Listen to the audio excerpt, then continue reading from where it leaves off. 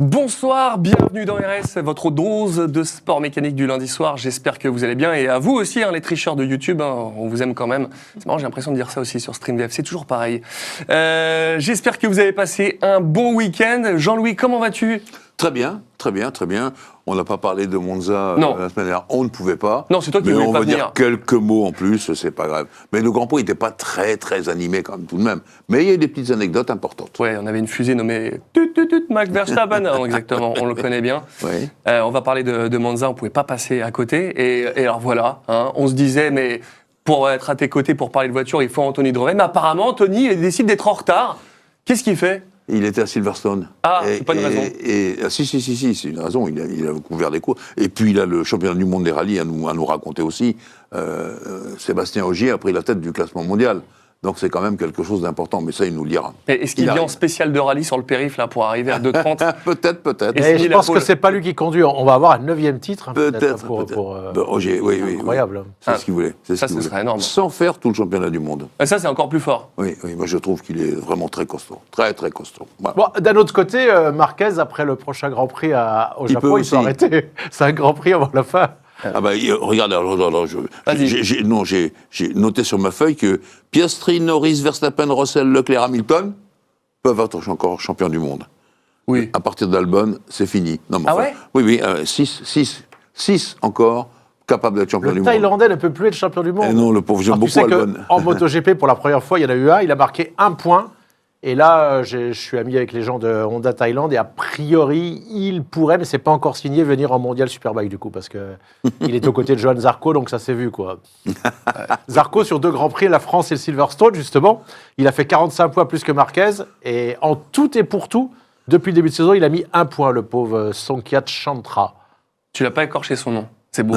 C'est ça qui est mieux. Hop, cool crap. Tout à fait. Ah, Kopenka. On va parler avec Anthony quand il va arriver. Ne vous inquiétez pas, il va nous rejoindre dans l'émission. Donc, on le disait, de Monza. On va parler du WRC, du Rallye du Chili avec Anthony, mais également de l'endurance. On en parlait du WEC et de LMS. Tu vas nous parler de Barcelone et du Grand Prix d'hier. Et ça va être assez chargé au niveau actu.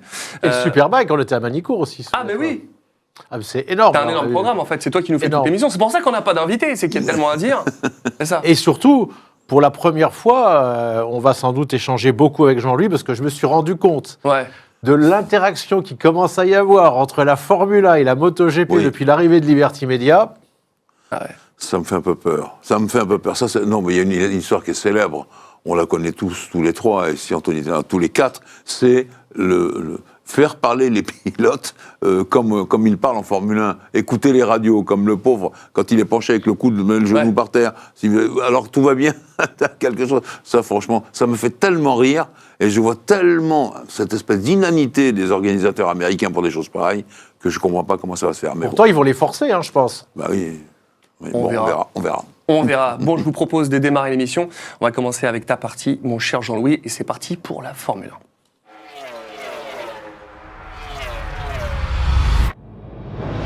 Bon, ce qui est bien, c'est que là, je vous ai tous les deux pour parler du sujet brûlant entre la Formule 1 et le MotoGP. Il y a une info, c'est que Hamilton et Verstappen se dirigeraient vers le MotoGP. Moi, je ne suis pas au courant de ça. C'est quoi ? C'est une info ? C'est des rumeurs ? C'est quoi, Rémi ? Là, il y a de plus en plus de papiers qui sortent là-dessus en MotoGP. Alors, pour Hamilton, on le savait déjà. Jean-Louis, il y avait déjà des approches. Oui, et Verstappen, il y a eu aussi les 2 meilleurs. Après, Verstappen, de toute façon, il est passionné de sport mécanique. Mais quoi, en team manager ou pour rouler ? Non, pour acheter. Non, pas pour rouler. Pour acheter l'équipe, comme a fait Günther Steiner. Ce que je voulais voir, c'était justement que ces 2 pilotes ont acquis les leçons de Michael Schumacher, qui, lui, a essayé de rouler et a failli se faire très, très mal. C'était, je crois, les frères de Radiguez, à l'époque qui avaient leur école. C'est avec eux qu'il a appris. Il a fait 1 ou 2 courses et ça s'est mal passé. Non, eux, ce qu'ils voient, c'est la perspective de Günther Steiner de dire que c'est peut-être un sport en évolution, avec Liberty Media, dont on sait que Liberty Media, l'objectif numéro 1, c'est quand même de faire de l'argent.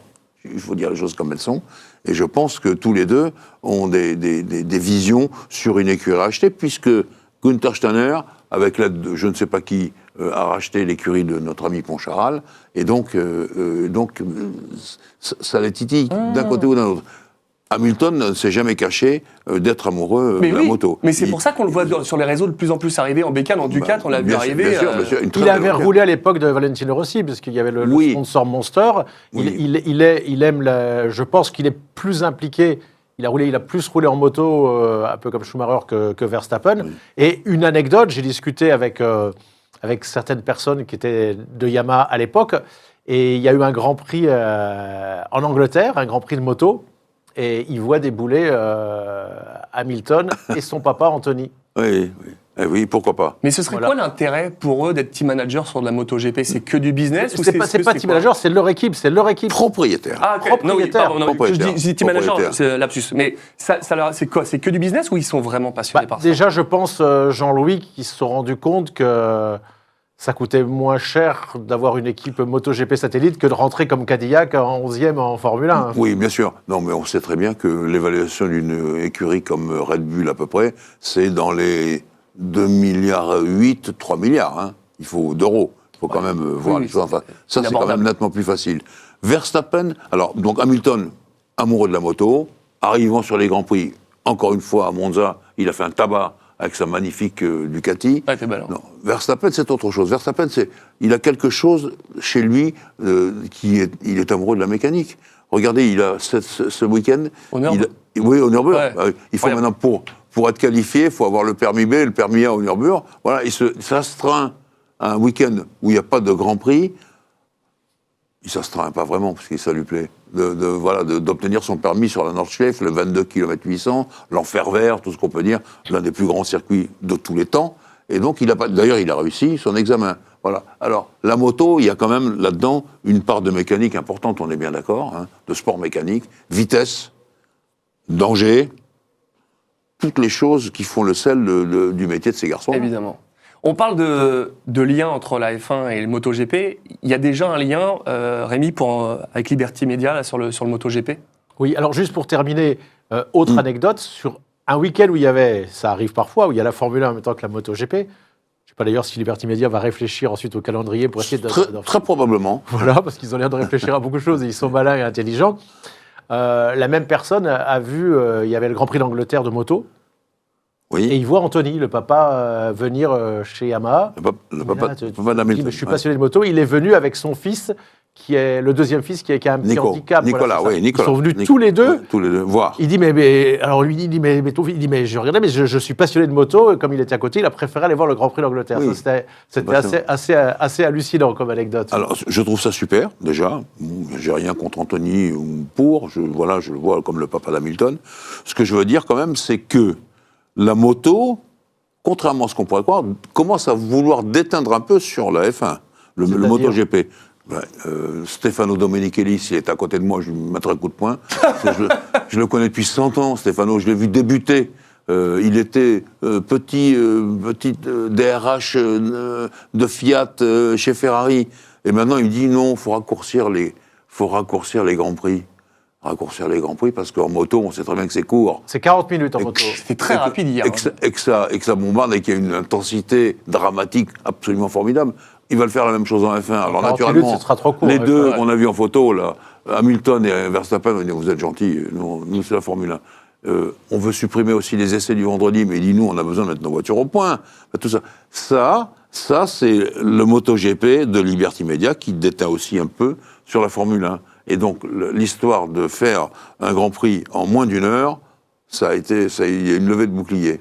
Déjà, il y a 10 sprints prévus l'an prochain, Ouais, faut arrêter, alors qu'il y en a avec 6 et que les pilotes se font tirer l'oreille. Alors là, tu as raison, parce qu'effectivement, dès qu'on a attaqué le sprint Oui. en vous copiant, nous, on a des sprints à toutes Voilà. les courses, ce qui est beaucoup trop. Les pilotes peuvent se blesser. On avait eu le cas en tout début de saison, la première fois où ça a été installé. Oui. Pour répondre à ta question, Ouais.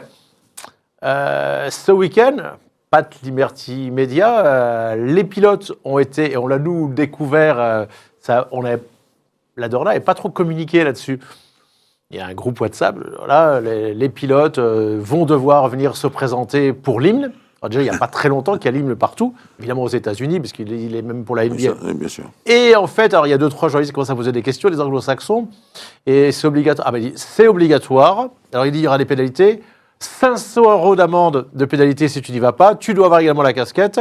Et Il dit, mais s'il manque plusieurs fois, les pilotes wildcard, les pilotes invités doivent participer, et c'est obligatoire, il n'est pas question, bien évidemment, la première fois c'est 500 €, et si tu t'imagines que tu ne viens pas la deuxième fois, ce que ça va donner. Mais 500 €, ils s'en tapent, les gars. Alors ça, c'est pas faux, mais ça, c'est bon. Ils vont trouver... En Formule 1, c'est beaucoup plus cher. Pardon de te couper, mais c'est beaucoup plus cher. Ah ouais, mais non, mais ça, je suis d'accord avec ça. 500 balles, on dirait que tu t'es fait serrer sur le périph' à 53, quoi. Enfin, Cette espèce d'osmose détestable que Liberty Media, je pense que là, ça va faire des étincelles.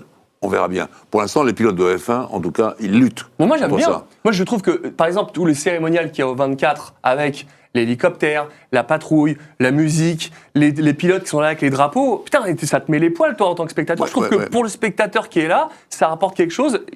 Je trouve que pour ce show, c'est cool. Maintenant, je peux comprendre que toi, ça te plaise pas, mais... J'ai pas dit que ça me plaisait pas à moi. Ça me plaisait pas trop. J'ai discuté, donc aujourd'hui, j'ai passé des coups de fil. Je peux vous dire que les pilotes, c'est presque un tout petit peu plus dangereux de partir en MotoGP qu'en Formule 1. C'est dans un baquet. Oui, et là, les quelques minutes avant, ces minutes-là, elles étaient cruciales, m'ont dit les chefs mécaniciens. Le pilote discutait, faisait les derniers réglages, discutait de ce qu'on peut faire encore. Là, c'est terminé avec ça. Ils sont obligés d'être en arc de cercle.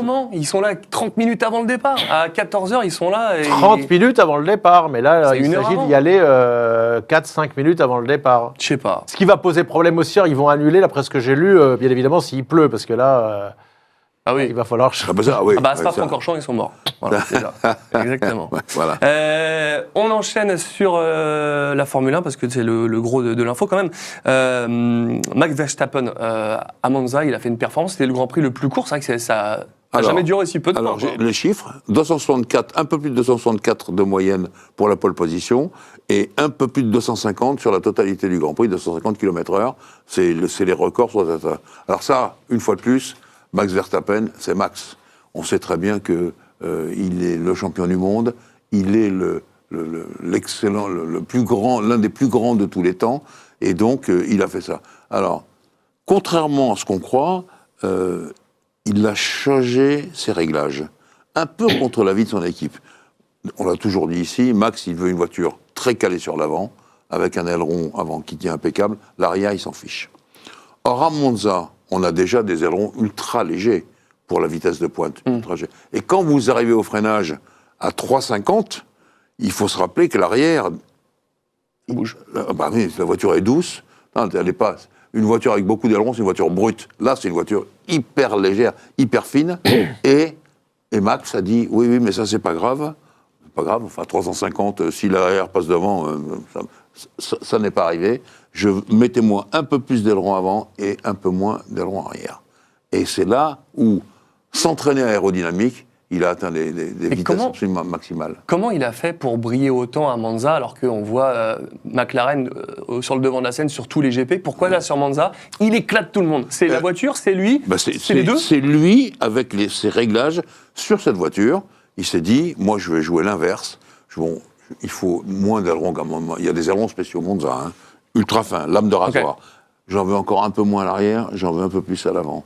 Et ça a été chaud pour adopter tout ça. Mais il a tenu le coup. Et non seulement il a tenu le coup dans les discussions avec les ingénieurs, mais sur la piste aussi, il a démontré qu'il pouvait le faire. Et ça, quand même, c'est un truc formidable. Ça montre qu'il fait partie maintenant vraiment des plus grands. Pour imposer à son équipe ça et ça, il fait partie des plus grands. Ce que ne sont pas encore les autres autour de lui ici, Hamilton sans doute, mais voilà. Mais on ne se rend pas compte quand même, parce que c'est vrai que quand on voit une stat tomber comme ça après les qualifs, du 265 de moyenne, se dire une moyenne d'un tour, c'est 265 entre les freinages, les Ascari, tout ce qu'il y a de virages, il y a quand même des virages. C'est ouf. Le freinage de la première chicane, il est extrêmement chaud. La courbe va grandir derrière. Ensuite, on va aller aux deux Lesmo. Il y a un syndrome Lesmo. Hein. Si vous loupez le premier, vous êtes dehors au second. Voilà. La variante est Ascari, qui a été refaite plusieurs fois. Et puis la parabolique. Et là-dedans, il fait 264 de moyenne. Tu sais si c'est un circuit qui est plus engageant, physiquement parlant, pour les pilotes là-dessus, tellement ça va vite, les appuis, ils prennent des jets latéraux monstrueux plus qu'autre part, ou pas? Pas vraiment, parce que la voiture est très très fine. Sauf au freinage, naturellement, quand il faut passer de 350 à 180 ou même 150. Mais c'est tout. Et qu'est-ce qui fait, parce que tu te rappelles quand on a fait la VF sur Bernie Ecclestone, tu te rappelles, il y avait eu ce Grand Prix à Las Vegas où il disait que les pilotes, ils tombaient tous dans les pommes tellement ils prenaient des jets latéraux. Oui, absolument. C'était quoi qui fait ce genre de circuit compliqué? C'était un Grand Prix avec plein de virages sur un parking, un grand parking américain, fait avec les murs de béton. Et là, bien sûr qu'ils prenaient des jets, et en plus, il faisait chaud. Non, Monza, on prend des jets... je dis au freinage, mais le reste du temps, non, Monza, la voiture est tellement fine à Monza, tellement fine, que comment dirais-je, je pense que les pilotes font plus attention à ça qu'à la vitesse de pointe, par exemple. La vitesse de pointe, ils appuient, ils font attention à la finesse de la voiture. Et puis à Monza, il ne faut pas se tromper, quand on sort, on peut se faire mal. Hein. Ah oui. Ah bah oui. À Monza, il y a toujours, on dira ceci, cela, etc. Moi, je me souviens que chaque année, quand j'ai couvert 40 ans de Formule 1, on arrivait à Monza, et bon, espérons que tout va bien se passer. Mais là où Verstappen est très fort, c'est son aileron arrière, je dirais pas fait par lui-même, mais aidé aussi par, je mets en exergue Pierre Vacher, le directeur technique qui est français, et puis Laurent Mekies. Je suis content pour Laurent Mekies, ce vieux copain, l'a gagné à Monza.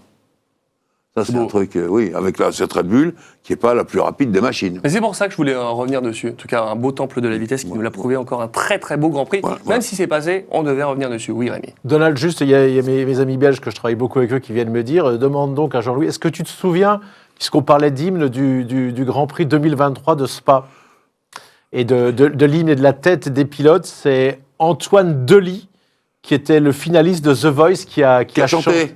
Qui a chanté. Oui, les pilotes étaient stupéfaits, tellement c'était nul. Voilà. Bon, non, mais ça c'est... J'espère qu'en MotoGP, on va pas avoir... Alors, tu t'en souviens, bon, ça avait fait une polémique énorme. Ah non, mais complètement, c'est un truc ridicule.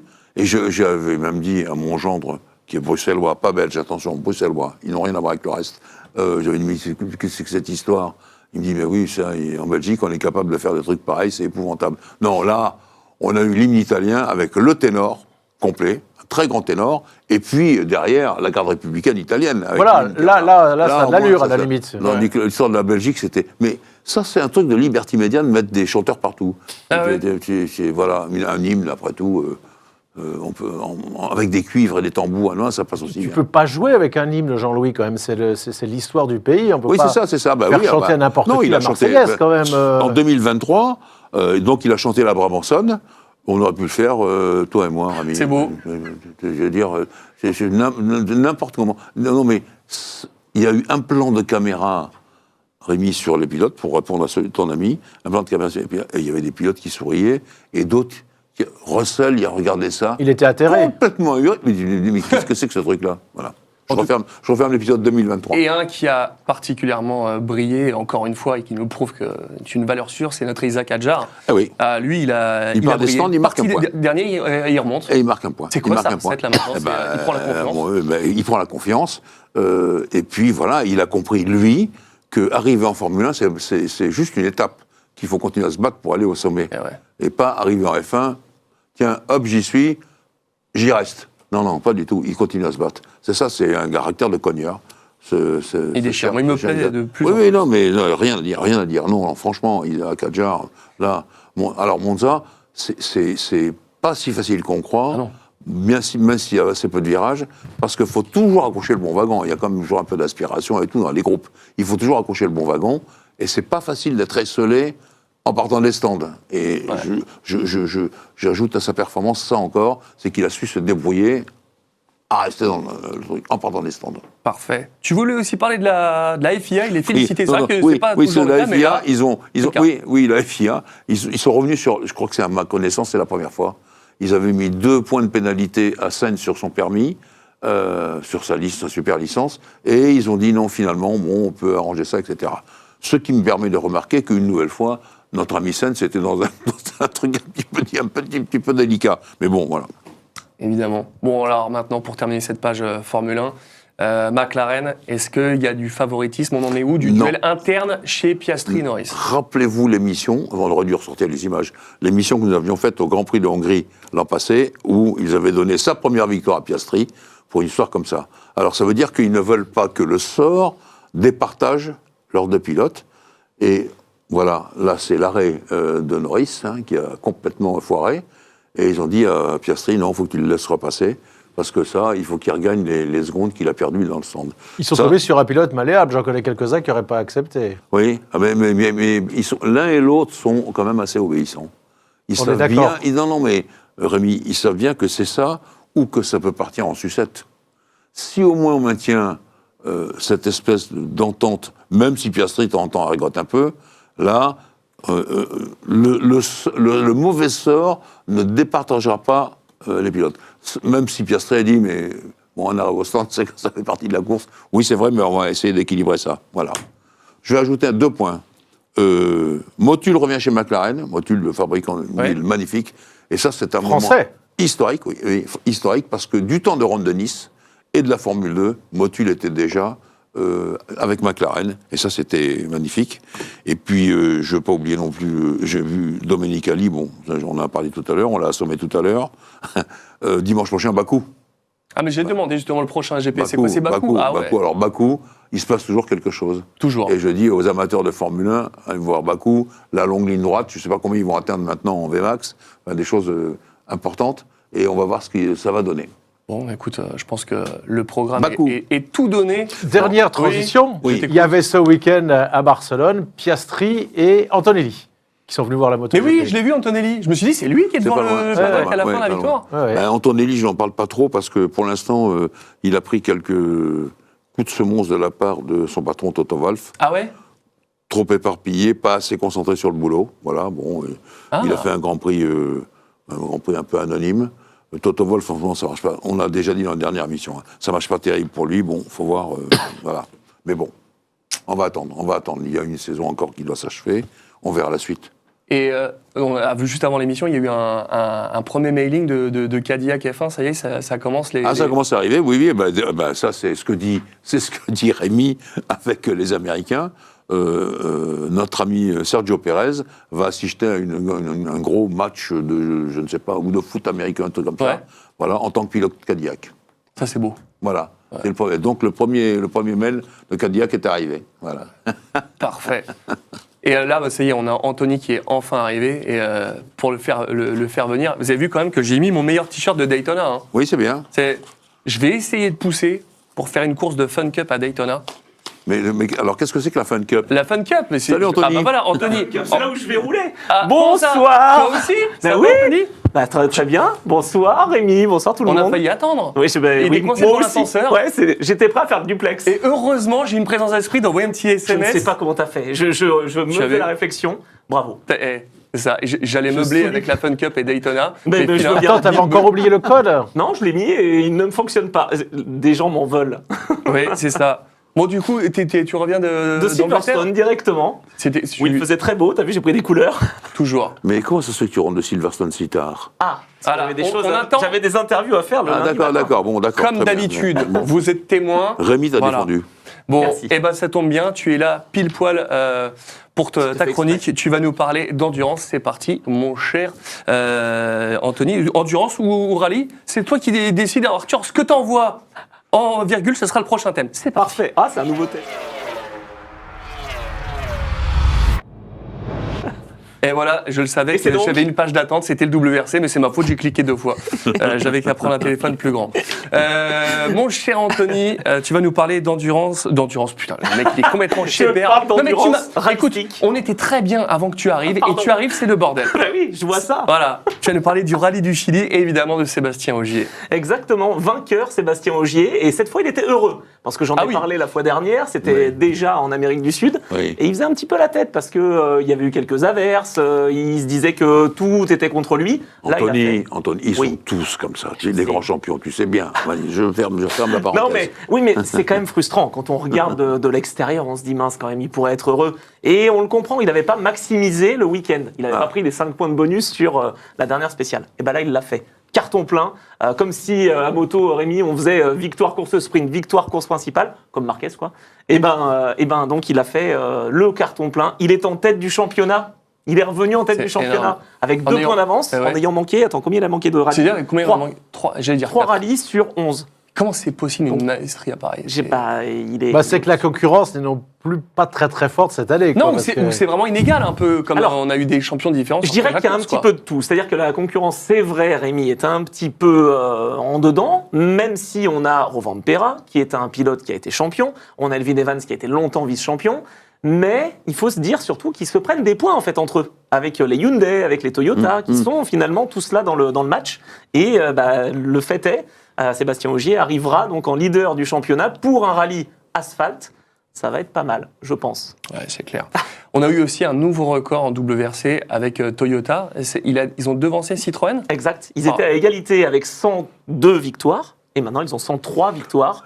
Mais Citroën n'aura pas trop l'occasion non. d'améliorer le score parce qu'ils sont en formule électrique, ils l'ont annoncé. Oui. Donc ils arrivent en formule électrique l'année prochaine. Si je fais les comptes, alors à chaque fois, Hyundai, ils prennent un coup dans la tête, là. Ils ont combien de victoires, Hyundai, au total, cette année? 2. Pas beaucoup, ils deux, en ont. 2 ou Attends, 3. je regarde. Je sais même pas s'ils en ont 2 ou 3. Hein, parce que il y a eu quoi? Il y a eu la victoire de. Mais non, mais si, Oitanak, une seule. Ouais, Une c'est seule. ça, ouais.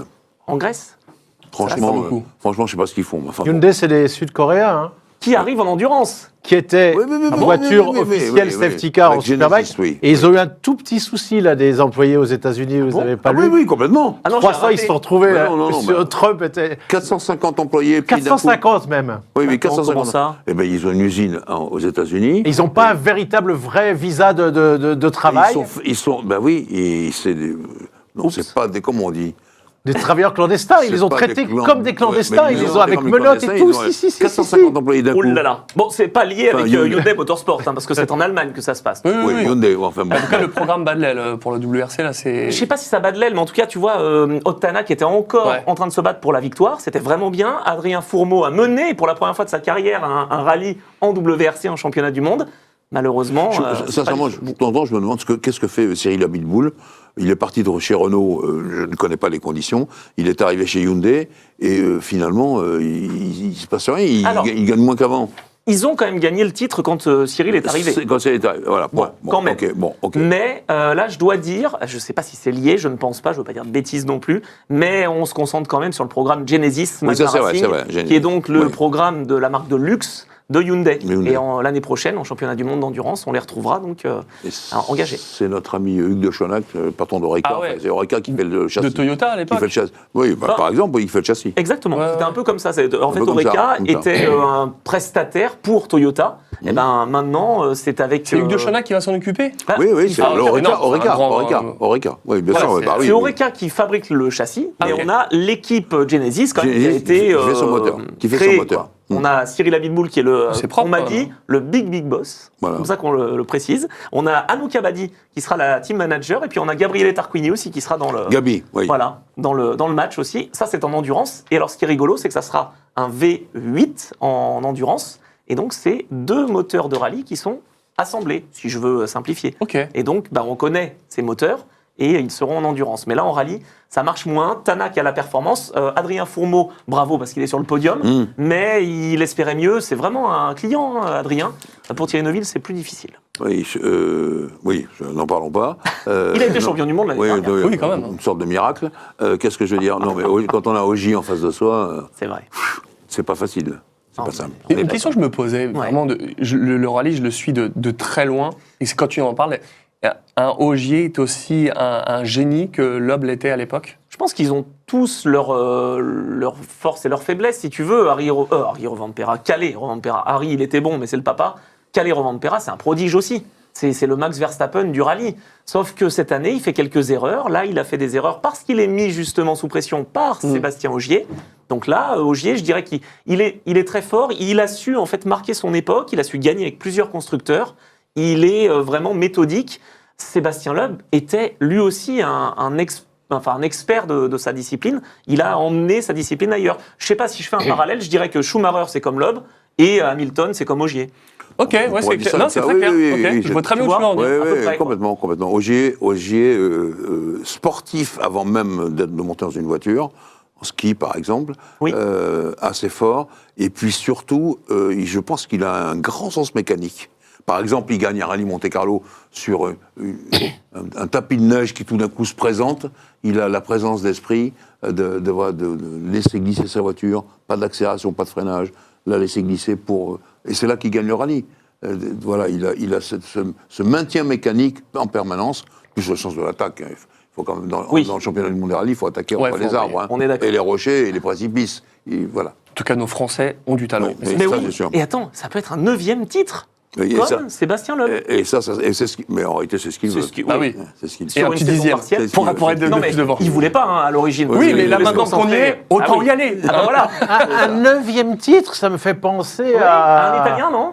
Ah bah aussi à Marc Marquez. Ah, Ça va être- oui, voilà. Et ils ramènent tout à Marquez. Mais c'est vrai, t'as raison. ça va être, autour, ils vont être tous les deux aussi à 9 titres. Oui, et sauf que tu sais bien que c'est pas la malédiction, mais pas loin. On a que des champions qui ont 9 titres. Giacomo Agostini, on le met à part parce qu'il a pas. Vincent Philippe n'a pas C'est 10 vrai, titres de t'as champion du raison. monde d'endurance. Oui, mais... Je crois qu'il a 10 titres. Je crois bien. qu'il Je en a vois moins. qu'il- Ah ouais? Moi, je pense qu'il en a 10. Non, mais Il a des ils sont victoires bloqués à au 9, Bol t'as d'Or et raison. au 24. Non, mais je pense qu'il a les titres de champion du monde. T'as aussi. raison, beaucoup sont bloqués à 9. C'est quoi Bah oui. cette Et ben malédiction je ne sais pas Enfin, pourquoi. 9, c'est déjà... Non, mais c'est déjà Vous vous exceptionnel. rendez compte, Peut-être que. Eh, tu sais quoi pour la semaine pro, on se fait une petite chronique des 9e titres et... Ok, Ok, Non, mais c'est vrai. tu prépares Parce que ça je pense que Giacomo Agostini aussi n'en est pas loin d'avoir 9 titres. Parce que si on enlève les titres qui sont dans les petites catégories, qui comptaient pour des titres du champion du monde, hein. Giacomo, il en a 15 de titres. Hein. Ouais, mais avec des titres en quoi 125 Mais là, pour Marquez, on compte tout. Hein. C'est pas qu'en 500 MotoGP. Eh oui, mais alors, Ah. Ogier, on compte pas les titres qu'il a eu en junior. Aussi, Ni ouais, Sébastien ah oui, Loeb. alors, c'est Ah pas bah non, mais différent. si- Alors, oui. nous, on compte que- Ogier et Loeb, on compte les titres Ah oui, les C'est plus hauts. hein. exceptionnel, eux deux. Oui, c'est ça, bien sûr. Mais ils sont quand même bloqués à 9 et il y a beaucoup de bloqué à 9. pilotes. Un pilote, Loeb est bloqué à 9. Pour l'instant, il va, on l'espère l'avoir. Oui. Qu'est-ce que ça ferait? Tiens, alors ça, moi, je me pose la question. S'il avait un 10e titre l'année prochaine, je suis déjà dans le futur. Hein, il n'avait déjà pas le 9e. Non, mais s'il a le 9e, est-ce qu'il va pas tenter de faire la saison entière l'année prochaine? C'est la question que je voulais me poser. Alors, Est-ce que c'est à ce je point-là mets un important? point sur la vie de famille. Même Loeb disait ça, mais je pense qu'Ogier, il croit vraiment à ça. Oui. Il respecte son chez lui. Maintenant, il habite à Munich. Il n'est plus du tout dans les Alpes et machin, etc.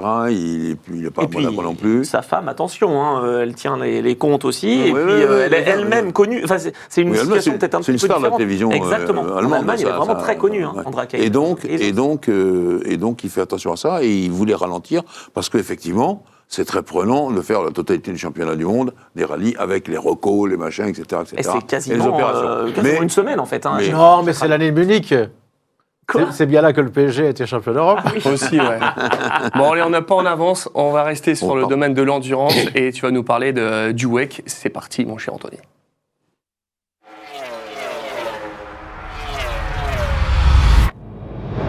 Le déluge, la tempête Ah là. au Texas, ça n'arrive jamais.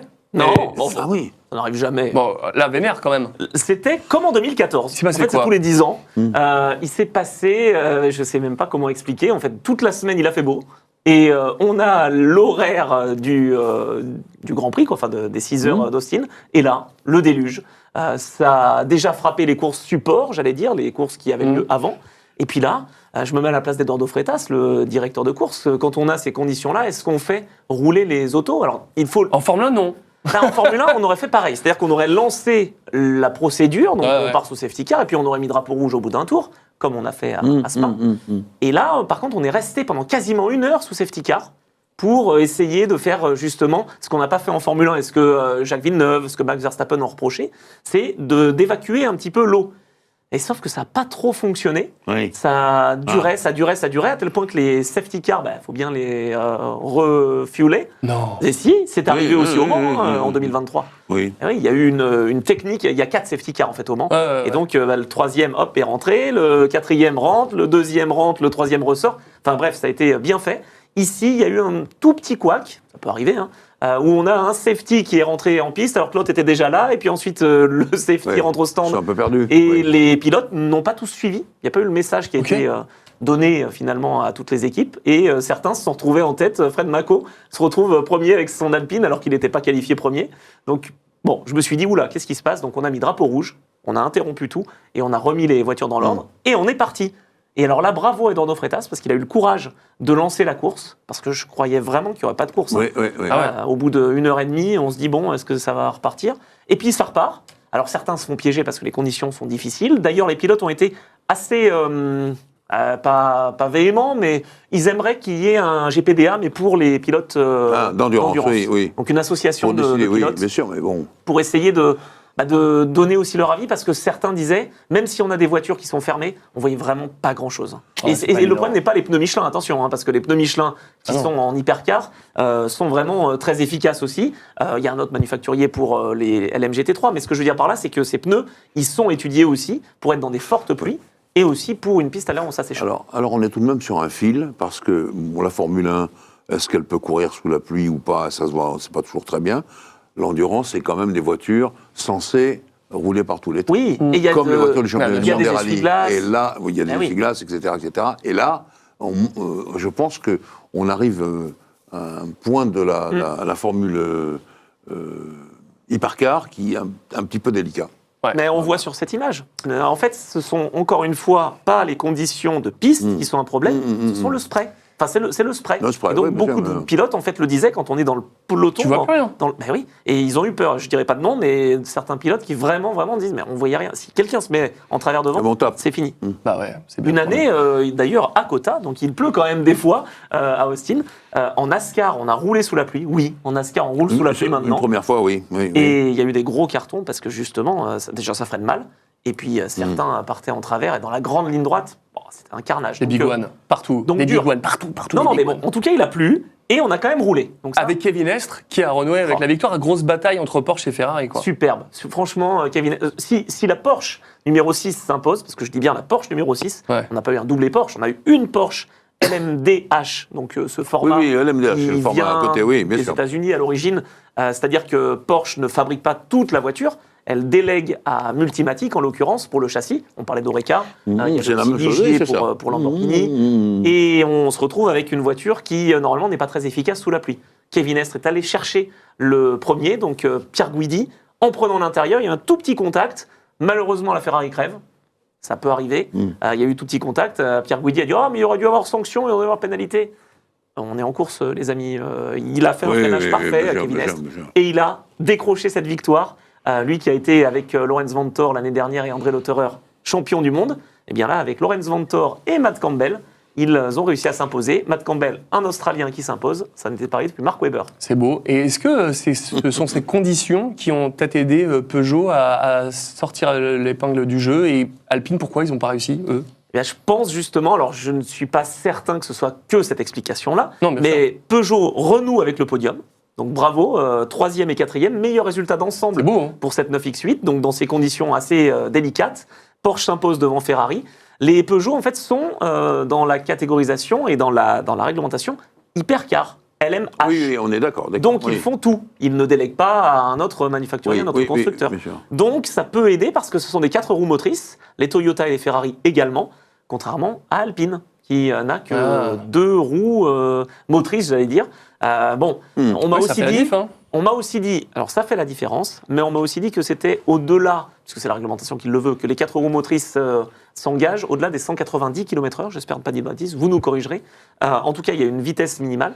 Et parfois, dans ces conditions-là, on n'y arrivait même pas à cette vitesse-là. oui. Donc ça n'a pas été pendant 6 heures ou pendant 5 heures tout à fait efficace, mais je pense quand même qu'il n'y a pas de hasard. Il y a une Porsche LMDH qui fait partie de l'hypercar en tête. Derrière, on a Ferrari, Peugeot, Ferrari, que des LMH. Et on retrouve ensuite Cadillac, mais un petit peu plus loin. Donc je pense que ça a aidé. Mais bravo en tout cas à Peugeot. Course à oublier pour Alpine, malheureusement. Et avant de parler de Silverstone, dont tu nous fais un retour tonitruant, petite victoire, belle victoire pour McLaren en GT3, c'est le retour. Exact. McLaren, avec justement cette arrivée au Texas. Alors, il y avait aussi Corvette, bien sûr, qui voulait gagner. Il y avait pas mal de constructeurs américains qui étaient bien représentés, Ford aussi. Et c'est vrai que McLaren, c'est tout simplement une victoire dans le championnat du monde. Ça faisait un moment que ce n'était pas arrivé. Et c'est face à Ferrari. McLaren, Ferrari, on reconnaît un duel en Formule 1, par exemple. Et ça a été surtout dans les derniers instants. Alors ça, c'est un petit peu moins glorieux, j'allais dire. C'est que la Ferrari sur la piste, numéro 54, était première. Malheureusement, elle a été pénalisée de 5 secondes pour un contact, mais très faible. Très faible. Et ces 5 secondes vont jouer. Exact. Oui, et c'est McLaren qui s'impose. Alors, j'ai compris effectivement comment les commissaires et le collège des commissaires ont ont tranché. Si Kevin Hess n'a pas eu cette pénalité, c'est que vraiment, il a tenté l'intérieur et il a accompagné son adversaire pour aller se pousser, enfin se toucher un petit peu, mais c'était une vraie attaque qui n'était pas désespérée. Pour la Ferrari, en conditions délicates, on va dire qu'il a plongé un petit peu tard. Je crois que c'est David Rigone qui était au volant. Un tout petit peu tard, il est venu pousser la Ford. C'est délicat, hein. Vraiment, il y a peu de différence entre les deux manœuvres. Une a coûté 5 secondes, l'autre non. Mais il 5 était secondes pour Ocon. énervé. Il était énervé. Ouais, Ocon en a pris du coup pour la prochaine course. Référence au Grand Prix d'Autriche. Mais c'est vrai qu'ils étaient un petit peu agacés parce que cette Ferrari était vraiment en train de remonter. Ils avaient pris le pari en fait des pneus slick en fin de course, tandis que les autres adversaires qui étaient en pneus pluie galéraient un peu. Oui, Bon, bien sûr. Ça séchait. Fais-nous un petit débrief avant qu'on parte à la moto, parce que je sens Rémi qui n'en peut Pas plus du tout, de pas ce du qui s'est tout. passé à Silverstone. Il y a eu beaucoup de crashs, beaucoup de rebondissements. C'était un Silverstone énorme. De la pluie aussi à Silverstone, pas comme à Oui, ça, Austin, oui. mais pas loin en fin de course. Où la pluie tombe à l'horizontale, à Silverstone, il faut s'en rappeler. Hein. Ah oui, il y a du vent de ouf. Et ben alors moi je ne comprenais pas pourquoi. Et ben je l'ai bien compris qu'il y avait du vent à Silverstone. Ah ouais bien sûr. Incroyable, il y a du vent. Alors par contre, petite anecdote dans la construction de la semaine, le vendredi je crois, j'étais en train de manger, rien, grand soleil, je me retourne, déluge. Je dis mais c'est pas possible. Et ça a duré 5 minutes, et comme il y a du vent, bah, les nuages sont partis. Oui. C'est incroyable. Et ça a fait ça 5 ou 6 fois dans la journée. Donc en fait la piste elle se gomme, puis elle se lave, puis elle se gomme, puis elle se relave. Donc c'est un enfer pour les réglages, évidemment. Mais voilà, Silverstone, on m'a dit que c'était typique de l'Angleterre. Ah ouais. Oui, complètement. Mais c'est vrai qu'on voit souvent Bien ça sûr. sur les GP. C'est déluge, à la fin, la piste est totalement sèche. Exactement. Mais c'est le vent. C'est un terrain d'aviation, il n'y a pas de colline, il n'y a rien du tout pour protéger. C'est plat, ultra plat pendant des kilomètres et des kilomètres. Alors- et donc le vent, ça c'était parfait pour les avions, c'est moins bien pour de temps en temps pour les voitures. J'ai fait le tour de piste quand même, j'en suis pas peu fier, j'aime bien faire mes tracks quand je peux. Là, c'était pour la bonne cause, c'était pour Chris Hoy et pour Tour de Fort, pour l'association qui lutte contre le cancer Stage 4, comme ils disent. Et je me suis aperçu que c'était pas si plat que ça. Ah ouais, ça a l'air totalement Oui, flat. non, mais je veux dire, non, je parle, Non, je je parlais suis du d'accord avec toi. paysage. Je suis hein. d'accord Oui, mais avec ça a l'air toi. totalement Mais plat. dans ma tête, c'était Non, très non, plat. non, Ça l'est non, pas non, Ah ça l'est bah, pas, non, pas tout à fait. Quand non, tu non. passes à Stowe et que tu Bien redescends vers les Bien sûr. la nouvelle portion des bien sûr. stands, ça redescend encore, ça remonte un peu, Oui, ça oui. redescend quand Non, tu... c'est pas bah, très plat, non, non, Ouais. bien sûr. Quand Non. tu es, en fait, tu sais, dans Magots Beckett Chapel, la difficulté vient du fait que les virages sont dévers. En fait, le virage, il n'est pas comme ça, plat, il est comme ça. Donc quand tu passes le gauche, bah, ça t'envoie vers Je l'extérieur. savais pas. Donc voilà, j'ai remarqué Et puis ça. c'est bien, c'est quand ça t'a fait monter ta moyenne de pas qui est ridiculement faible, à 2000 pas en moyenne par jour sur l'année. Sur l'année, ah bah oui, ça je pense. Et c'est effectivement. juste- Non, alors après en ELMS, l'avantage c'est que comme je fais des allers-retours dans les stands, je pense que j'ai un bon. Tu voulais nous parler de femmes justement pour Silverstone pour terminer. Eh oui, victoire de Lilou Wadou. On parle souvent des Iron Dames. Lilou Wadou remporte la victoire pour Ferrari, pilote officiel Ferrari. Un petit peu en réussite quand même, parce qu'on a mis le drapeau rouge pour la 3e fois de la course. Il y a eu 2 crashs assez importants. Donc 2 fois drapeau rouge, on a rajouté du temps. Et ce qui devait arriver arriva. En fait, on avait décalé la course d'1 heure pour éviter les averses. Bon, bah, à force de rajouter du temps, on arrive dans le moment où il y avait des averses potentielles. Elles sont arrivées, et là, c'est devenu, comme à Austin, impraticable. On a mis le drapeau rouge. Lilou Wadou venait à peine de se faire dépasser, et on a pris le tour précédent ou 2 tours avant. Oui, Et elle gagne. Ça, c'est un Donc, tour avant, bien sûr. félicitations Très bien. à Lilou. Et victoire également en LMP2 au général pour une femme aussi, avec Genesis, Magma Racing, la branche de Hyundai. Donc ça gagne en piste avec Cyril Abitboul et toute son équipe, avec le soutien IDEC cette année en LMP2. Donc voilà pour le week-end qui a été assez animé et mouvementé. Et on nous a confirmé sur le chat 190 pour les LMH, effectivement. Ouf, merci. Voilà. Tu n'es pas viré. Ça va. Ça va, c'est bien. Bon, allez, on va partir du côté de la moto. Rémi n'en peut Rémi, plus, c'est pauvre parti. Rémi. Le 2 roues, Ah oui. c'est maintenant, Rémi.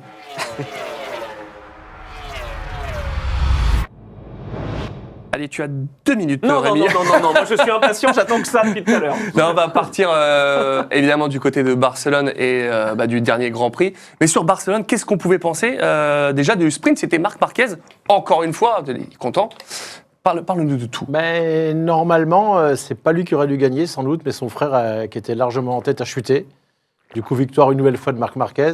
14, ça devait faire 15 à ce moment-là. 15 victoires d'affilée en comptant les sprints parce qu'il avait fait 7 week-ends d'affilée. Il a tout gagné durant tout l'été. Et Fabio Quartararo, du coup, deuxième. C'est son circuit. Hein. C'est son circuit. Ah, c'est pour ça. Je me souviens de sa victoire en 2018, la première en Moto 2. Il va faire des exploits également en MotoGP. C'est vraiment son circuit. Bon, déjà, il n'est pas loin parce qu'il habite en Andorre, mais il a fait ses classes en Espagne. C'est vraiment son circuit. Et sur la course longue?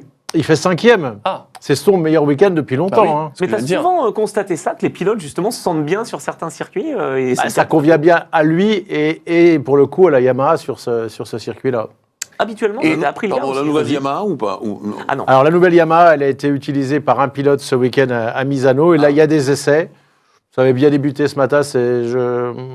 J'ai prévu qu'on parlerait de tout ça, on débriefera de tout ça la semaine prochaine. Mais je ne suis pas persuadé que ça va être la nouvelle Ducati. Il y a une vilaine rumeur qui dit que Alex Marquez aurait dû gagner la course et que Marc a un peu fait exprès.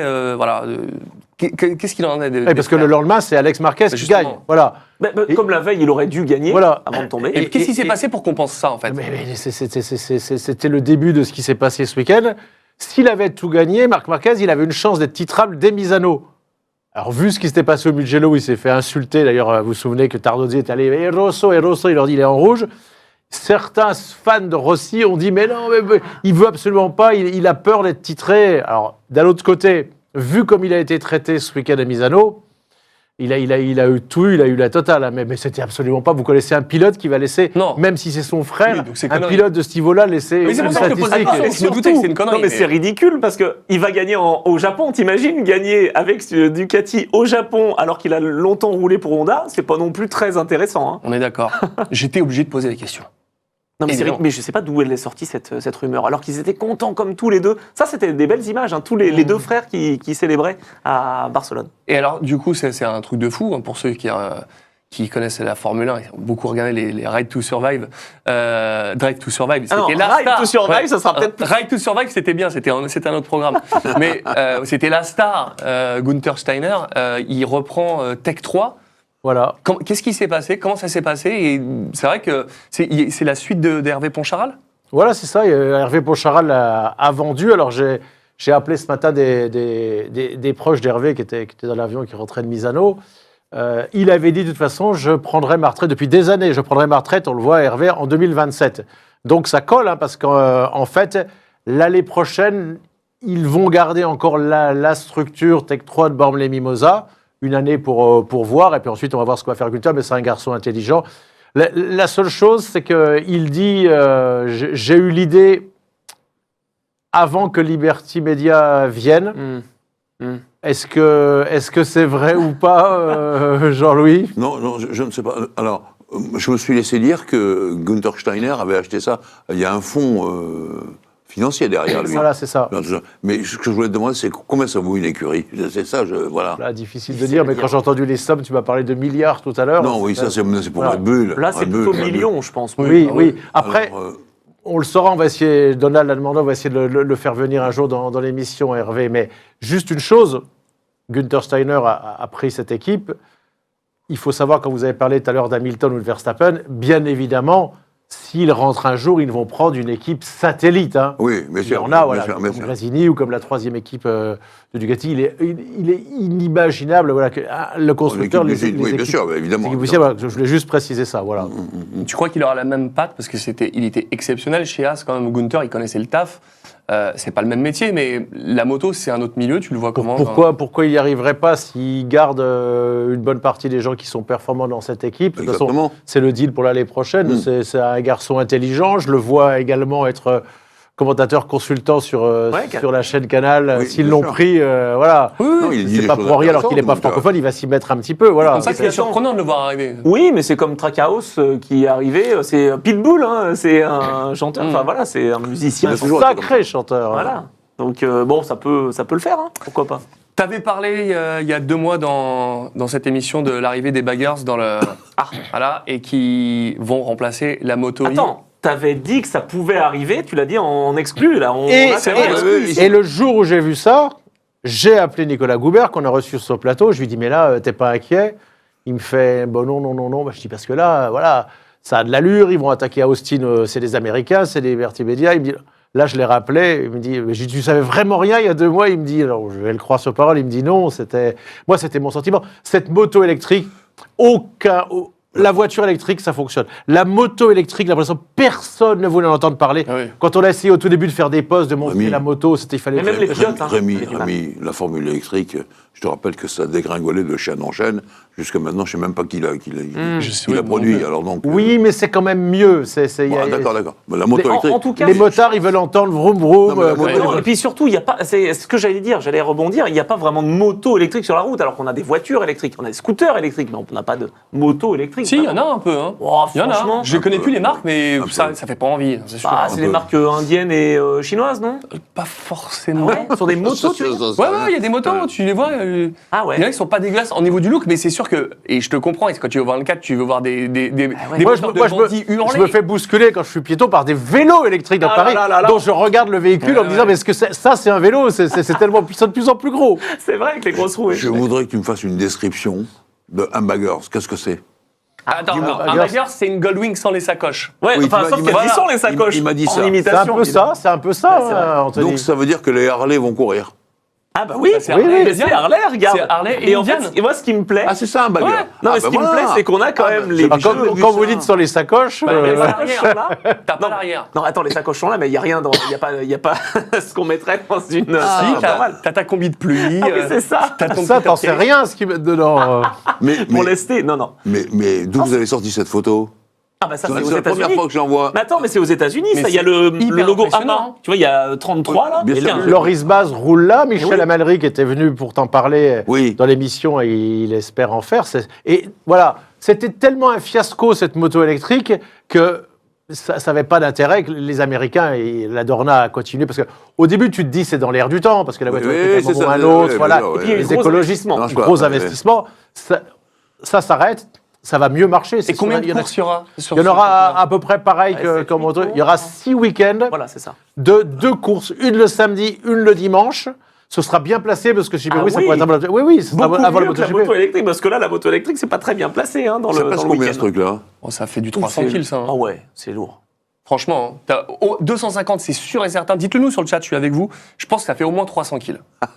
Franchement. Oui. C'est une drôle de Ah, tête. bah, enfin, je C'est pense. quand même une tête formidable. Mais c'est génial. oui, Attends, mais oui. Loris Baz, il se régale. Hein, Oui, dans oui, cette ils vont aller catégorie, hein. en. J'aimerais bien il a fait tester ça. podium. Ça doit être J'aimerais dur. bien tester. À piloter, ça doit être dur. hein. Bah, ce qu'il disait, il disait que franchement, c'est pas tant que ça en fait. Quand tu les vois, les mecs, ils y vont. Oui, parce que c'est pas des vrais. Attends, c'est quand même des protos. Hein, je veux dire, enfin, c'est. Oui, Oui, bien oui, sûr, oui, bien sûr, bien sûr, bien sûr. Mais j'aimerais je veux bien dire. tester, ça pourrait être Je suis intéressant. vraiment surpris. Ouais. Oui, oui. Bien Ah, ça cool. doit être Euh, spectaculaire. On va revenir sur le dernier GP pour terminer cette émission. Je l'ai vu, le GP a eu une scène assez forte avec les tifosi qui ont réagi très fortement lors de la chute de Marc Marquez. Alors là, cette fois-ci, Valentino Rossi a été un peu plus malin et c'est quand même. C'est un garçon extrêmement intelligent. Donc il savait qu'il était filmé, donc il a esquissé un sourire, mais il n'a pas montré grand-chose. En revanche, il y a eu des gestes absolument odieux de la part des tifosi, une grande partie. Tous les Français, quand ils étaient là-bas, me l'ont dit, là c'est trop, ça va trop. Non seulement ils se sont réjouis, mais il y a eu des vilains gestes, des doigts d'honneur, etc. Moi, j'arrive pas à comprendre ça. Qu'est-ce que t'en penses, toi, Rémi? Tu vois, on est un peu dans le fanatisme comme en football. Oui. En Formule 1, c'était les fans argentins de Colapinto qui en Ils sont voulaient à mort. complètement dingues, oui. Voilà. Dingues, Théo oui. Pourchère qui était aux États-Unis face à un Argentin. Alors là, il s'est fait menace de mort. On rappelle que tout ça arrive, allez, c'est à un peu plus de 100 km, 120 km de l'usine de Bologne, qui est l'usine Ducati. Ouais. Voilà. C'est... Ouais, mais on De est toute façon, pas ça loin- passera on est jamais. pas loin de Rimini non Tous- plus. tous les Italiens, une bonne partie en tout cas d'entre eux, détestent Marquez pour cette histoire de 2015. Toujours, on revient toujours. Moi, je ne suis là-dessus. pas persuadé qu'ils aient raison. Je vous rappelle que c'est Rossi qui a attaqué en conférence de presse Marquez ce jour-là. Pour rien, c'est Et puis le petit coup de jambe, c'est pas Marquez. le petit qui coup de met, hein. jambe, c'est pas Ah, Marquez qui le il, met. il a fait quoi à la fin de la course, Marquez? Il a fait un truc, une célébration? Ah oui. Alors, Ah, non, après, ça, c'est autre pour chose, la mais- course d'hier, il a fait une célébration. Alors, on a sur le groupe Facebook, on a posté un fan de. Et ça, on a fait un nombre, une audience, parce que c'était bien écrit pour une fois. Et c'est vrai que c'était pas mal. Et bon, il a voulu un petit peu copier ce qu'avait fait Lionel Messi, mais c'était plus pour provoquer C'était Voilà. Provoqué. Oui, parce qu'il s'est fait siffler tout le week-end, Messi, sur ce match-là, l'Argentin. Et il a le maillot du Barça. Et il fait ça à Santiago Bernabéu, le stade du Real, donc il montre. Là, c'était pas tout à fait pareil, parce que là, il est chez Ducati.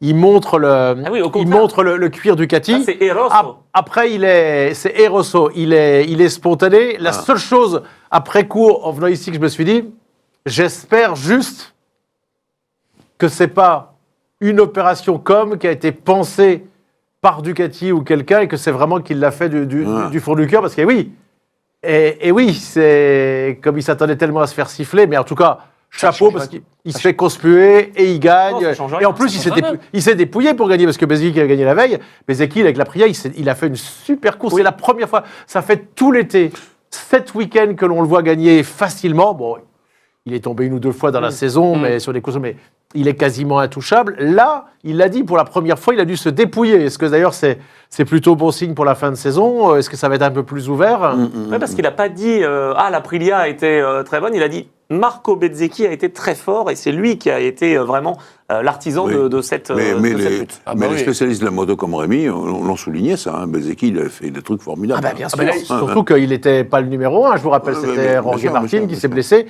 Il a monté petit à petit. C'est un garçon qui, quand même, n'a pas un si gros caractère que ça, parce que pour l'avoir côtoyé chez nos amis de Sassy, quand j'ai dû l'interviewer, j'ai même changé pour la seule fois de ma carrière, j'ai demandé à faire Luca Marini. Ah oui, c'est pour parce ça que c'était. Oui, parce que je me suis dit, il est scorpion, donc il va être. Et en fait, il était. Ben oui, non, mais ça. Les signes. Toujours les signes du zodiaque avec Rémi Tissi. Oui, mais il était. Et Luca Marini était plus. Et mais taureau, attendez, je vous rappelle que Marquez. Randy Le Punier, Valentino Rossi sont nés un jour d'intervalle. Hein, il n'y a pas de secret. Ok, l'horoscope RTL, bonjour Rémi Tissier. Et on sait qui est champion. Moi, je suis né le même jour que Fred Vasseur. J'espère que ça va. Tu vois, voilà. Je suis peut-être Eroso, peut-être un jour. Ah ouais. Marc Marquez, il sera plus que certainement titré au Japon. Pourquoi c'est important? Il l'a dit tout à l'heure. Je vous rappelle qu'il a été chez Honda. C'est juste par rapport à Honda. Il a fait toute sa carrière chez Honda. Non, mais est-ce que tu imagines, il faut le voir avec les Victor Suzuka, l'importance de ça, pour un Japonais, ce que c'est de gagner pour une marque comme Honda. Et là, parce que c'est petit quand même, l'usine de Bologne. Hein, t'as Honda, t'as Yamaha, t'as les autres marques japonaises. Là, c'est des Italiens qui vont faire gagner le pilote emblématique de ces 10-12 dernières années de Honda. Il va triompher dans le jardin de Honda avec la Ducati de Bologne. C'est-à-dire que c'est encore plus fort, quelque part, effectivement, que d'aller gagner, de faire le pied de nez au Tifosi à côté de... Parce qu'on est à Misano, on est à côté de Tavolier et de Valentino Rossi. Exactement, parce que j'allais dire, quand même, c'est un truc de fou, c'est que soit il gagnait dans le temple de Rossi, soit il gagne dans le temple de Yamaha. C'est incroyable. Il faut bien penser que Suzuka, effectivement, c'est... le circuit Suzuka, c'est le circuit de Honda par essence, mais Motegi, c'est le cœur. Là, le swing ring. Ah oui, bien sûr. Parce qu'ils ont créé ce circuit vraiment. C'est une humiliation pour des Japonais. Plus le musée, tout ça. De toute façon, c'est simple. Hein. C'est Marquez qui va être champion du monde, on en est sûr. Tu as annoncé tout à l'heure les 6 pilotes qui peuvent encore l'être, tu as éliminé Albon. Nous, c'est simple, c'est Marquez, parce qu'il ne reste plus que 2 pilotes qui peuvent être champions du monde, et ils s'appellent tous les deux Marquez. Et oui, parce qu'il n'y a plus que Alex qui pourrait l'empêcher. Mais j'ai regardé les points, c'est surréaliste. Il a un boulevard d'avance. Et il a plus du double de points que Pecco Bagnaia, qui est au bord des larmes, qui craque, qui n'en peut plus. Là, là où la Ducati roule le plus, avec Pirot, avec Dario Marchetti, etc., c'est à Misano. Là, c'est horrible ce qui lui est arrivé. Et là, s'il continue comme ça, avec Bezzecchi n'est plus qu'à 9 points de lui. Il reste encore toute la tournée Outre-mer, plus Portimao et Valencia. Ce qui lui pend au nez maintenant, Pecco Bagnaia, c'est que non seulement il est humilié, rabaissé, écrasé par le talent et l'adaptation de Marc Marquez à cette Ducati, enfin dans l'équipe officielle, parce que d'ailleurs déjà il se débrouillait pas mal dans la 3e équipe. C'est vrai. Mais c'est qu'en plus, il va même pas être sur le podium final. Non seulement... Si ça continue comme ça, il va avoir 200 ou 300 points de retard sur Marc Marquez. On parle de 200 ou 250 points de retard. Mais il va être battu par Marco Bezzecchi. Il est dans la spirale. Négatif. Et là, quand on est comme ça doit être difficile. Oui, c'est parce dur, que c'est dur. Oui, tu c'est sais dur. pas comment faire parce que Dur. lui, il n'a pas changé spécifiquement. C'est que cette machine, je pense qu'elle est assez Comment ça, tu difficile. sais pas comment faire? Une fois que tu es Ma- dans cette spirale-là, Max Verstappen, il a la meilleure voiture du plateau cette année? non. Qui est-ce qui a gagné, à Monza? Oui, il faut non. Non, mais faut attends, se alors battre, ce que j'allais dire justement, c'est que Marc Marquez s'adapte parfaitement, comme il l'a montré sur la Honda. Et là, je pense que la Ducati 2025 n'est peut-être pas forcément une si bonne machine que ce qu'il en paraît. Dario C'est ce que je veux Marchetti l'avait dit, il y a 2-3 ans, j'étais étonné. Il me disait, il est ambassadeur Ducati, il dit sur cette grille, il n'y a que 2 champions au niveau du talent, c'est Marc Marquez et Fabio Quartararo. Il dit Pecco Bagnaia a gagné parce que la Ducati était très facile, était très au-dessus des autres. J'ai malheureusement peur, on va bientôt l'inviter, Dario ici, qu'il avait raison et que dès que c'est un peu plus difficile de dompter cette Ducati sur une année, sur une cuvée, que malheureusement, il n'y arrive pas. Je pense aussi qu'il a craqué mentalement avec Il y a Marquez. ça. j'allais Et te puis, dire. je pense aussi qu'il y a un problème pour lui, c'est qu'il peut pas utiliser une autre version. C'est une équipe officielle, donc c'est soit la moto pour les deux, soit rien. Tu sais comme moi que les champions du monde, c'est dans la tête. Et là, Bagnaia, Pecco Bagnaia, il est par terre. Il est au bord des Mais larmes. attends, mais à ce point-là, quand tu es double champion. Mais il y a un autre Italien qui est en train de craquer. On revient de Manicourt. Boulega, il est plus là. On va peut-être battre le record de victoires d'affilée de Toprak Azgatoglu. C'était mal parti en début de saison. Ça s'est complètement inversé sur les 4 derniers week-ends. Il gagne sans arrêt, il fait que des triplés. Alors, ça va être intéressant parce que le prochain circuit, il n'a jamais gagné. J'ai ressorti les stats. Ah. Mais sur ce qu'on a vu à Most, à Donington et maintenant à Manicourt. Manicourt, attends, tu te souviens l'année L'année dernière, il a failli mourir à Manicourt. Le gars a gagné les 3 courses, mais il n'y a eu aucun débat. Ça a été 3 fois le même podium avec Toprak qui gagne, Boulega deuxième, et puis la surprise avec la Bimota qui fait 3 fois podium avec le frère Loves. C'est clair. C'est quoi? J'ai cru qu'on était à la fin de l'émission et je fais, mais oui, il y a sa page de Manicourt qu'on n'a pas fait. Bah oui, oui. Manicourt. Mais justement, parlons-en de Manicourt pour terminer là-dessus. C'était un événement fou. 3 courses, 3 fois le même podium. Toprak, Boulega, Loves, ce que tu disais, c'est Il incroyable. faut remonter à longtemps pour retrouver comme ça. À l'époque, il n'y avait que 2 courses, les deux fois Bimota sur le podium. Et la dernière victoire de Bimota, bien évidemment, c'est mon copain Anthony Gobert. C'était il y a 25 ans à Phillip Island. On n'en est pas encore là, parce que là, il faut battre. Parce que les deux, attention, on se bat pour la 3e place. Oui. C'est Toprak qui est là. Et Boulega, il fait le Alex Marquez. Oui, c'est maintenant. ça. Voilà. Pareil. C'est-à-dire qu'il est très fort pour la 2e place. Voilà. Ah oui, c'est ça.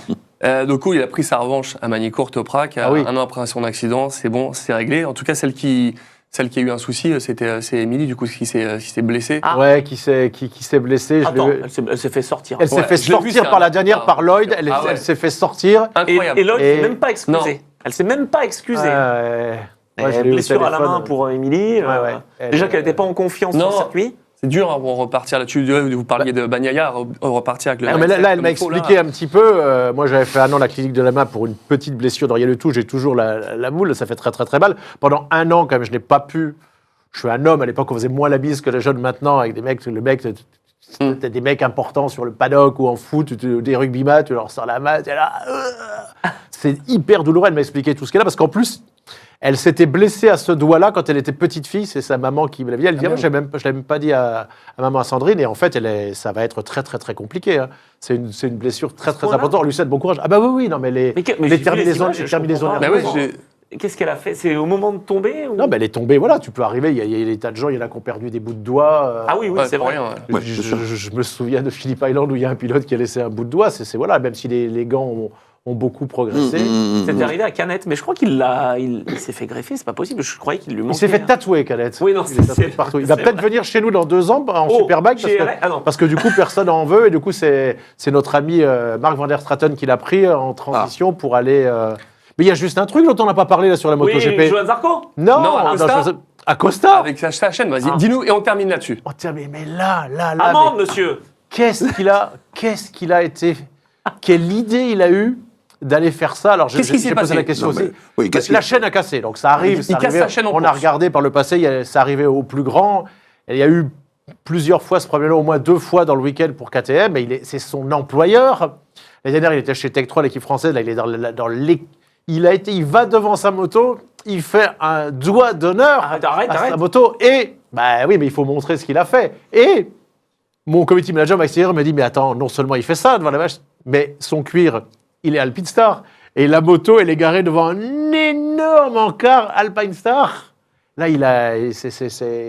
Et Il nous a je fait, pense- il nous a fait une Vignales là. Qui il casse a son pas moteur exprès, quoi.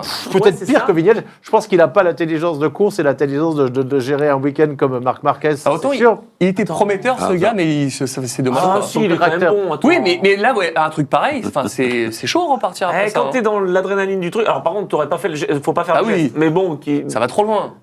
il est agacé, il peut être agacé. Heureusement, il a pas mis Mais de coup de je pied suis dans sa désolé. moto. non plus. Alors, ce qu'on m'a dit là aujourd'hui, ils n'ont pas trop voulu. Ils ont dit est-ce que je peux utiliser un joker? La seule chose qu'ils ont dit, mais c'est des échos qui m'étaient remontés, c'est pas non plus. Alors, c'est surtout pas Toprak Azgatoglou. C'est pas le pilote le plus sympathique du plateau MotoGP. Hein. C'est Ok. voilà. Bon. Alors, s'il n'est pas sympathique et qu'il n'est pas en plus très très très intelligent, parce que là, Il lui mieux valu qu'il mette un coup de pied dans la moto. Ah bon, tu crois? Ah bah oui. ah bah oui. Oui. Pour C'est- l'image ouais. Mais c'est arrivé en course automobile aussi. Donc, non, C'est voilà. bien. Max Tiens. Verstappen l'a fait. Ouais, poum, tiens, ça t'apprendra. Voilà, enfin, C'est un vrai. truc comme ça. Après, juste pour ressortir sur la célébration de ce qu'a fait Marc Marquez, et c'était bien, beaucoup de gens ont apprécié qu'il ait pris le cuir et qu'il ait montré le cuir. Certains m'ont rappelé également, et là ce sera vraiment le mot de la fin, que là c'était justement Lionel aussi, mais ça concerne un autre Argentin. À l'époque, il avait célébré sa victoire et c'était chouette en mettant le maillot en brandissant le maillot de Diego Maradona en Argentine à Termas de Rio Hondo. En revanche, et ça, nous les Français, on avait un petit peu de mal, ça nous était à travers de la gorge, en 2006, après le coup de boule de italien. Materazzi. Valentino Rossi, ça c'était de mauvais goût, même s'il est pote avec lui, parce que je l'ai côtoyé, Marco Materazzi. En Italie, quand il gagne son Grand Prix, là, juste après la finale de la France perdue au tir au but, il nous provoque bien, Valentino Rossi, en nous sortant le maillot de Marco Materazzi. Mais où au Mans? Non, c'était pas au Mans, je pense que c'était de mémoire, c'est peut-être bien... Est-ce que c'était pas au Saxo-Drick? Je vérifierai pour la prochaine fois. Ouais. On verra ça pour la semaine Parce que prochaine. sinon, il y a amende parce que Acosta a pas enlevé sa casquette. Exactement. Bim, allez. Bon, en tout amende. cas, c'était passionnant. On sera là la semaine prochaine, tous les Bah trois, oui. avec un. Un invité. Eh oui. On va avoir un pilote qui est belge, qui a roulé en 500 à l'époque. On a des anecdotes. Il se marre cultissimes. déjà. Ah, ouais, ouais. J'adore. Il avait pris la succession de Sébastien Jabert et avant de Régis Laconi dans l'équipe Techbas de Michel Augizeau qu'on a reçu. Il sera là, puis la semaine prochaine, on a le bol d'or. Ça va être aussi. très sympa. En tout cas, c'est très cool. Merci de nous avoir suivis. J'en profite, c'est vrai que je suis sur le chat, pas forcément tout le temps, je suis avec vous. Mais il y a Rouni qui est là, qui nous dit trop cool de parler MotoGP. Mon papa en était fan, il est parti en avril. Et il me dit, mais j'y connais rien en moto, mais j'aime en apprendre parler, ça me rappelle mon papa. On t'embrasse, on est là pour ça. La passion, les sports mécaniques, c'est la grande famille. À bientôt, à la semaine prochaine. C'était un grand plaisir, comme d'habitude. Oui. Et on se retrouve voilà, sur les réseaux. Je reprends N'hésitez mon pas à avion. venir. Allez. Ah Next non, week. tu saoules pas. Alors, allez, à la semaine prochaine, même endroit, même heure. Ciao. Next week.